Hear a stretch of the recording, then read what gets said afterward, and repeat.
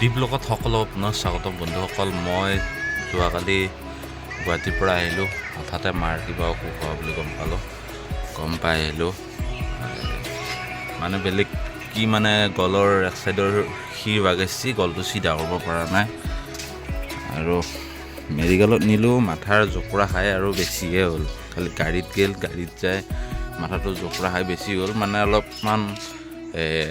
অলপমান লাগিলেহে বহুত দুখ পায় মাথা, পিছ মাথাটো দেই। আৰু একবাৰ আশ্ৰমত গাছ পৰিছিল, গাছ পৰা তেতিয়াৰ পৰা তেনেকুৱা হৈ আছে। মই দেখাই আছোঁ মাক, ঘুমাই আছে। এতিয়া মেডিকেলত যাব এনেকুৱা হৈছে, মানে হাতত 1 টকা এটা নাই।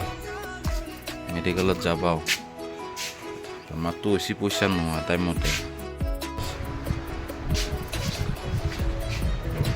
এই গলৰ এইখিনি এইটো চিধা কৰিব নোৱাৰে। এইগিলা লালি গোটাই দুখ পাব। বাইকতো যাব নোৱাৰে। খালি টমটমত নিছিল, টমটমত নিয়াৰ পৰা বেছি হৈছে আৰু। এইটোক মায়ে ডাঙৰ কৰিছে গাখীৰ খুৱাই। জন্ম পোৱাৰ পৰা উঠিব নোৱাৰি, এনেকৈ ঘুমাই থাকে। এই গাখীৰ খুৱাই মায়ে ইমান ডাঙৰ কৰিলা আৰু গাখীৰ খুৱাই। যিও মালিকৰ তাত কাম কৰিছোঁ, মানে মাহ পুৰা হ'ল বাৰু। একচুৱেলি মাহ পুৰা হৈ মই 1 তাৰিখ 2 তাৰিখে পইচা পাতি পালোঁ। সেয়ে না, দুখীয়া মানুহ জানে কেনেকুৱা কি চিষ্টেম। মাহ পুৰা হোৱাৰ লগে লগে চবফালে বাজেট থাকি যায় আৰু যিখিনিও পইচা পাইছিলোঁ টিং চিং আনি মোক ঘৰটোৰ কাৰণে আকৌ মাহঁতকো অলপ চলপ দিলোঁ। দোকানৰ বাকী চাকি, আকৌ মোৰ মোবাইলৰ কিস্তি, বাইকৰ কিস্তি চব ভাত ধুৰ মাৰি খাই খালাচ। কালি পইচা সুধিলোঁ, মালিকে পইচাই নিদিলে। তেনেকুৱা চিষ্টেম। মানে এতিয়া প্ৰাইভেট জব কৰিলে সেনেকুৱা হয়েই। আৰু নিজাববীয়াকৈ যদি কিবা কাম কৰে তেতিয়াহে ঠিকে আছে। বেলেগৰ তলত কাম কৰিলে এনেকুৱা হ'ব। বিপদ আপদত সময়ত নাচায়। কিছুমান মালিক ভাল, কিছুমান মালিক বেয়া, তেনেকুৱা হয়। বিপদ আপদ যদি নাচায়, এতিয়া বিপদ আপদ হ'লে যদি মোৰ তাত আপুনি কাম কৰি থাকে, তেতিয়াতো মই আপোনাক চাব লাগিব। বিপদ আপদ হ'লে খালি ধৰ তেনেকুৱা, এতিয়া আপোনাৰ ওপৰতে নিৰ্ভৰ। ঠিক তেনেকুৱা, এতিয়া মই সিটো মালিকৰ তলত কাম কৰি আছোঁ, এতিয়া মই সেইটো মালিকৰ ওপৰতে মোৰ নিৰ্ভৰ। এই বিপদ আপদ হ'লে নাচায়।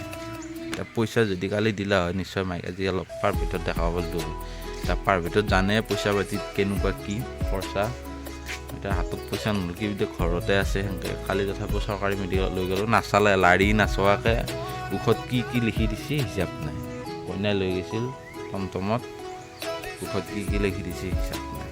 তেনেকুৱা কি ক'ব, বেমাৰ আজাৰো হৈ পইচা পাতি নোহোৱা টাইমত